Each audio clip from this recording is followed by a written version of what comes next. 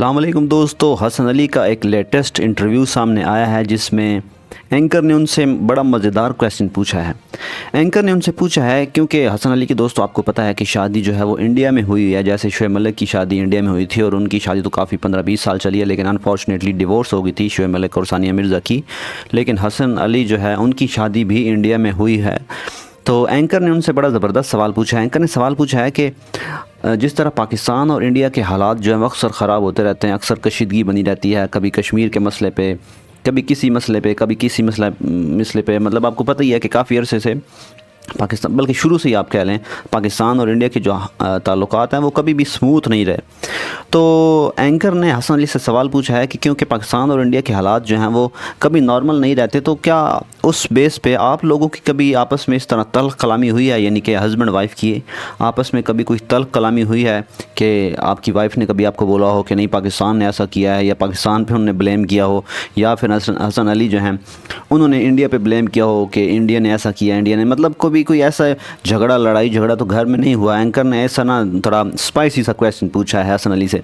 जिस पर हसन अली ने बड़ा सिंपल सा आंसर दिया है। उन्होंने बोला है कि हमारी आज तक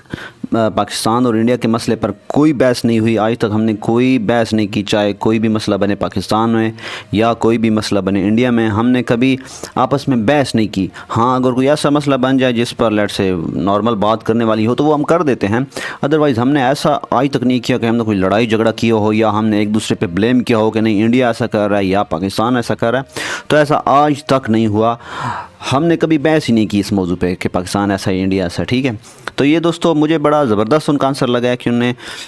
आज तक बहस ही नहीं की और इसीलिए उनका जो है ना, मतलब अच्छा रिलेशन और अच्छा घर उनका चल रहा है। अच्छा, उसके बाद एंकर ने दूसरा सवाल उनसे पूछा है उनकी फ़िटनेस को लेकर, उनका जो कम बैक हुआ है। दोस्तों आपको पता है कि PSL 2025 में जो मुझे लगता है, आई थिंक हसन अली जो हैं वो लीडिंग विकेट टेकर है, मतलब सबसे ज़्यादा विकेट्स जो हैं वो हसन अली ने ली हुई हैं अब तक PSL में। तो उस पर भी उन्होंने बोला है कि एंकर ने उनसे पूछा है कि आपने बड़ा अच्छा कम बैक किया है, जिस पर हसन अली बोले हैं कि जी हाँ, कम बैक करना आसान नहीं होता, बड़ा मुश्किल होता है। और दोस्तों स्पेशली ऐसे बॉलर के लिए जो कि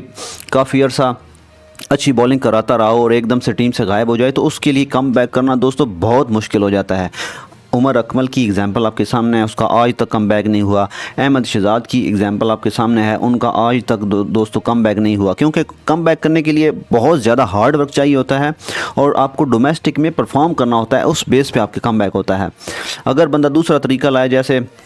बहुत से हमारे खिलाड़ी, अब उनका नाम नहीं लेता, वो जो सिफारिशें लगवा कर कम बैक कर लेते हैं, वो कम बैक जो होता है ना वो दोस्तों चलता नहीं है, वो कुछ दिन ही चलता है, क्योंकि वो मेहनत से कम बैक नहीं होता, तो वो दोस्तों कुछ दिन ही चलता है।